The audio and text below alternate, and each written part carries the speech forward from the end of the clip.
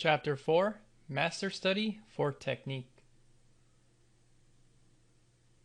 In this chapter, we're going to learn how to apply some of the things we talked about in the previous lectures and also figure out a master's technique by doing a longer study. For this demonstration, I've gone ahead and picked art from the Tech on Concrete art book, which I've always enjoyed flipping through as it is filled with awesome environment line work, which is something I usually gravitate towards. So just like me, when you do this assignment, you want to make sure you pick your favorite artists with work you really want to learn from. The slides I'm showing you here are basically just quick scans I took from the book I own, and these were the main ones I was trying to choose from. It was definitely a hard choice, but I finally managed to pick an image to do the longer study from. So I finally settled on one of the art pieces, and I chose this one because it was just something that piqued my interest a little bit more.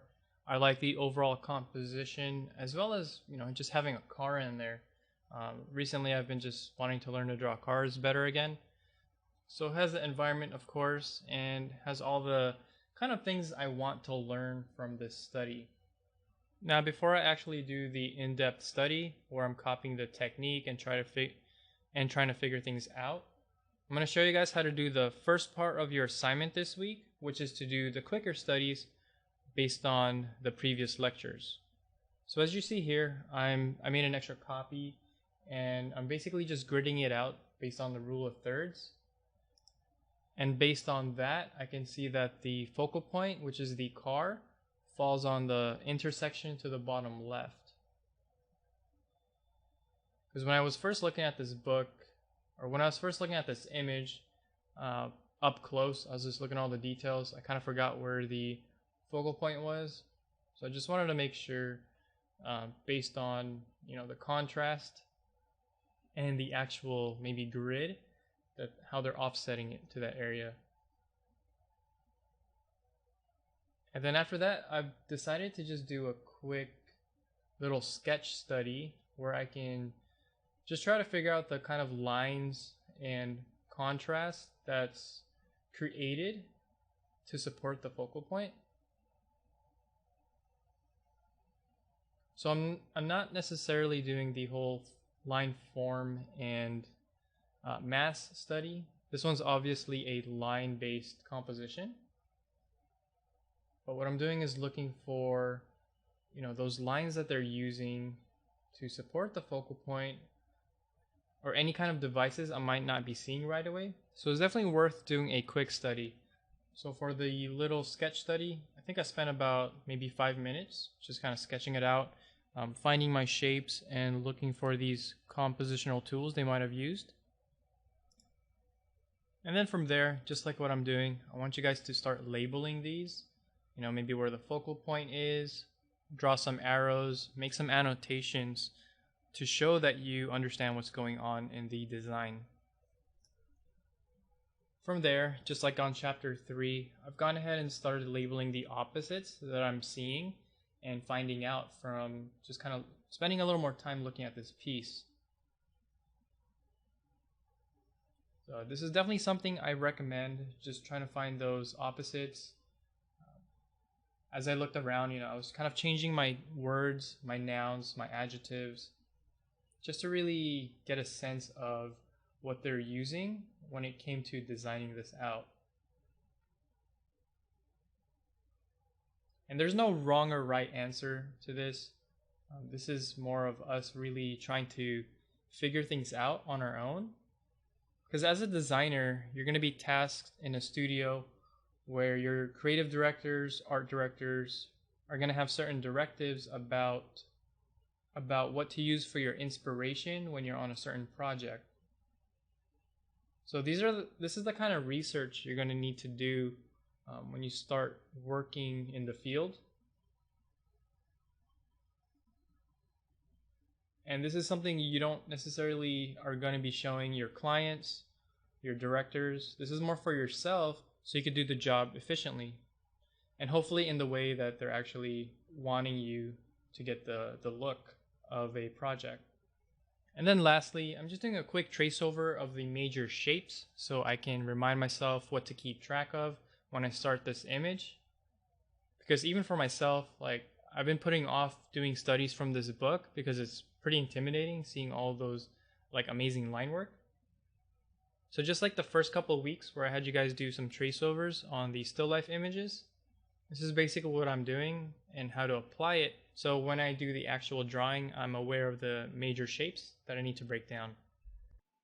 Now that I've done the quick study, I'm feeling a lot more confident in tackling this master study. So first up, I'm basically just testing out some brushes that I can feel comfortable drawing these lines in. And these are all just Photoshop default brushes where they kind of have that pencil texture to it. And I believe they're actually labeled as pencil names as well.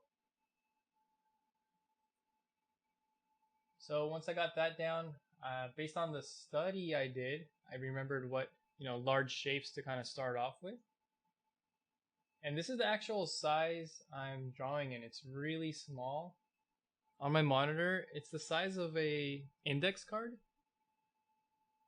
maybe about 4 or 5 inches across. So whenever you start an image, just remember you want to work from big to small. As amazing as all these details are in this drawing, I don't want to get caught up in that. I want to get the major shapes, the major volume, and the composition. Now, even though this is sped up, I'm definitely moving around as fairly quickly in plotting out where I want these objects. I'm not going to be 100% accurate, but close enough to where the overall scene will read. And again, this is going to be different for everyone depending on what artwork they're going to copy from. Also, if you're doing this traditionally, of course you can't zoom out. But just like my previous suggestions to a lot of you that are doing a lot of the work traditionally, you want to stand back away as far as you can from your work. Take a break. That way you can get some fresh eyes and see your overall composition. On that note, I've slowed down the video in this section because here, when I'm kind of getting the overall block in, I'm flipping my canvas back and forth just so I can see the mistakes I made or any kind of adjustments I need to follow up on.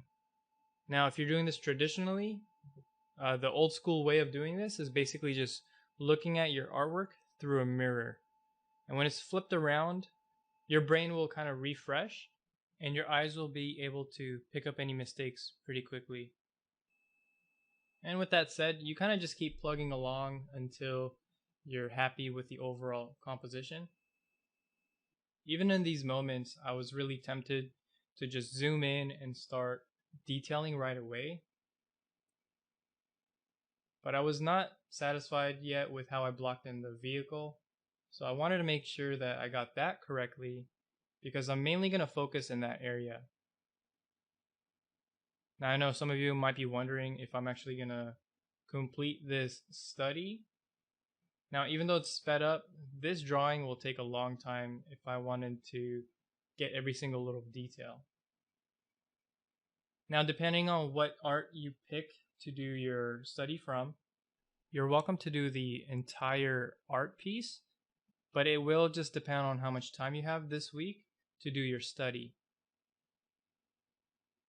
But rule of thumb, I want you guys to spend at least maybe 3 to 4 hours on this long study.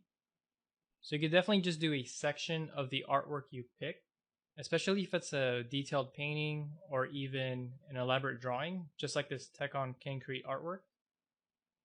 Just remember, the goal here is to learn the technique and how they apply their medium, learn about what they're using for their composition, and also just to get some drawing and painting practice in. So I think about 3 to 4 hours minimum is a good amount of mileage for the week. And then the quick studies, they shouldn't take too long as you're just annotating and doing some quick notes for each page. But this type of studies shouldn't feel tedious because just like everyone showed me from week 1, you guys all have favorite artists or any kind of movies that you're inspired from or even some video games. So to make the assignment really fun, just make sure you're picking artwork that you really enjoy looking at. And also just picking artists that you really admire and super curious about on how they do their artwork and how they come up with their designs. Now from here, I'm feeling pretty good about where my major shapes are, and I feel like I got my entire lay-in blocked in. From here, I'm pretty much ready and feeling pretty confident on going into the more final line work. Just a quick tip for you Photoshop users, make sure you save your lay-in on a separate layer so you could do your line work on top or any kind of painting especially. Now what you see here is I've gone ahead and locked my layer so I'll get an error when I try to paint on it. I even color coded it red as you see here. That way I remember not to draw on it. And from here I'm just trying to prepare to do the final line work. I'm testing out several brushes just to see what I prefer to get that final pencil look, or at least close to it. And later on I'm going to be tweaking that brush setting just a bit, but I'll slow it down in that section so I can walk you guys through it. And right here I'm just going to be going through it real time, and then towards the middle and end I'm going to speed up the recording gradually.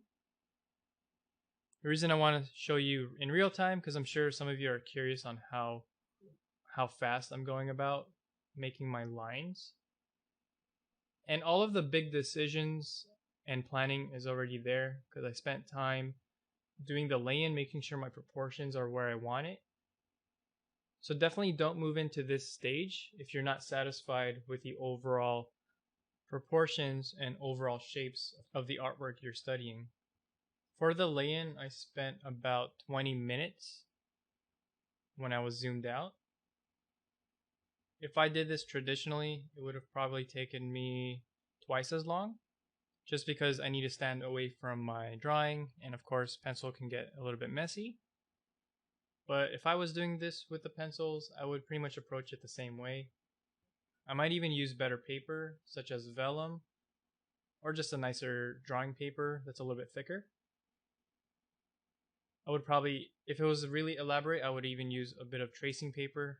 So just like in the first couple of weeks when we had to do some breakdowns, that would really save some time into doing the lay-in. From here, I actually have the image on another screen since that overall drawing was a little bit too small. But I have it up here in this top left, that way you guys can see what area I'm drawing. Later on when I zoom in a little bit more into the car, I will zoom in as well with the reference. That way you can see, what areas I'm paying attention to. And right now the size of this image on my monitor is about the size of a regular paper. A little bit smaller maybe. But this feels like a more natural drawing size or drawing position. From here I've sped up the video just a little bit just to kind of get through the initial line work. And one thing I want you guys to pay attention to is I'm still trying to construct the overall shapes and forms. I'm using the center line. I'm trying to line up some areas, almost like perspective. So all of the skills you guys have learned from week 1 to 5, this is where it all comes to the test, where we develop some practical lay-ins, working from big to small, trying to find the major shapes first, and then just being able to confidently put down some line work while being able to double check your work constantly to fix those mistakes. But in terms of trying to get this 100% exact whatever artwork you're doing, don't try to do that. You want to apply all the skills we've learned, all the tools and techniques, because if you're just copying this and on autopilot, you're not really going to learn much. We're not training to be a copy machine. or be like a camera. We are basically just reverse engineering and trying to learn what these artists are doing. You can think of it like being a musician and you're learning how to play piano, basically just playing a piece that's already been created. So that way you can learn your notes and how to do your chords, etc. This is going to be the final stage of the demonstration. But before we do that, I'm going to show you how to save a brush that you edit. So under the brush panel, when you save certain settings, such as turning on the opacity or size jitter, you're going to click on this bottom tab on the brush panel. This will help you save the current brush that you're on. From there, you could name it, and it should end up at the very bottom of your brush presets list by opening up the brush presets manager, which is also the tiny button next to the other one we just pressed. And from there, you just drag and drop, and you could reorder your brushes. That way, you can access it a lot easier. And then from there, you should be good to go. Since this is the final stage, I'm going to have it in real time for about a couple minutes. Since my overall image has already been blocked in, I've refined my lines and shapes to where I'm pretty satisfied into going into the main details now. And in this beginning part, I'm going a little bit slow. I'm just trying to think about where to start and how to apply the textured brush.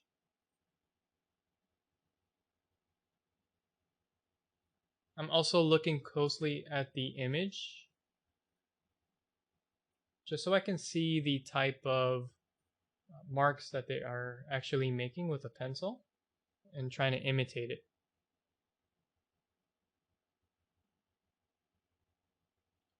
Now, once in a while, I'll still pick up some either mistakes or something I just forgot to put in. I will adjust that accordingly.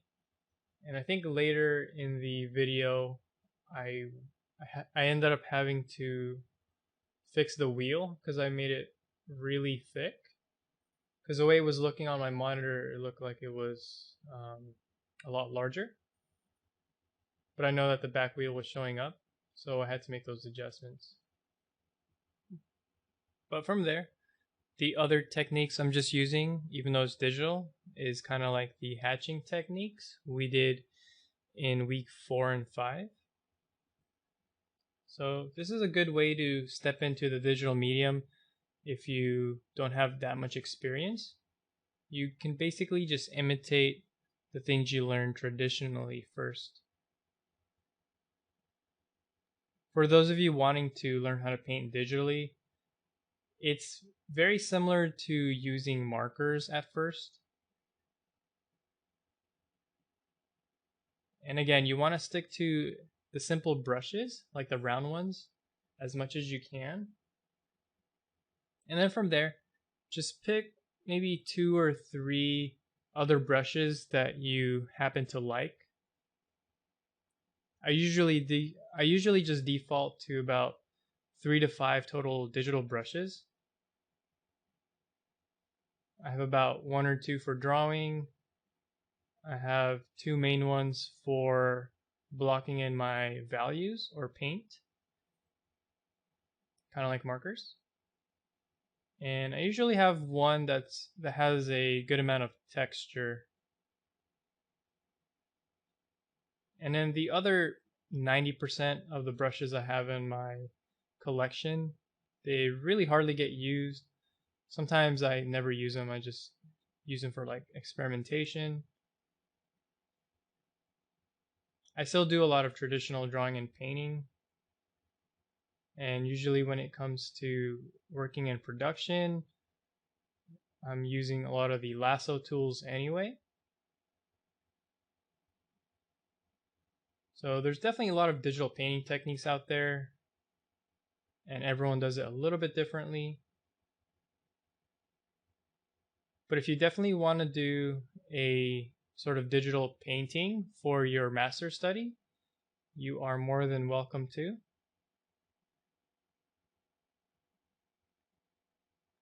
And again, just start off with simple black and white. If you want to try color, feel free to do so.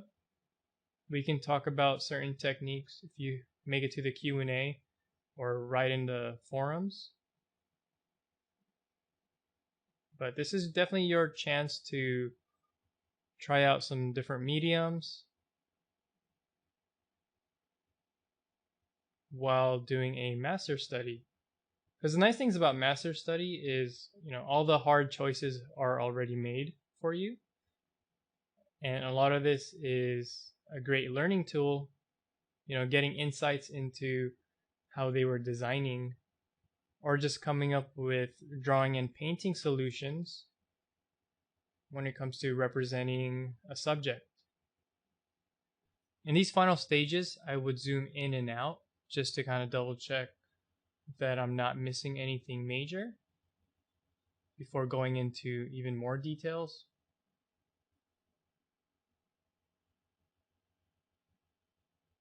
Now, I think on my own time, I'm definitely going to continue with this study, maybe try to complete the whole image.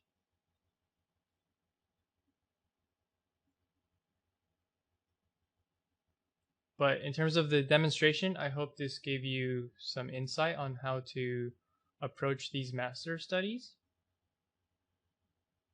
And again, depending on how difficult the artwork you're trying to copy and how much time you have during the week will be a factor on how much you can actually finish in terms of the whole piece or just a part of it. So in this case, I wanted to just focus on the focal point, but I did block in the rest of the environment so I can get the whole sense of the composition. But also for just future scenario, I can complete the study without having to redraw everything. Doing a study like this always teaches me a few new things, especially if it's an artist that I'm not that familiar with. When you do these slower studies, you definitely see a lot more versus just looking up an image online and trying to make quick mental notes on your favorite artist.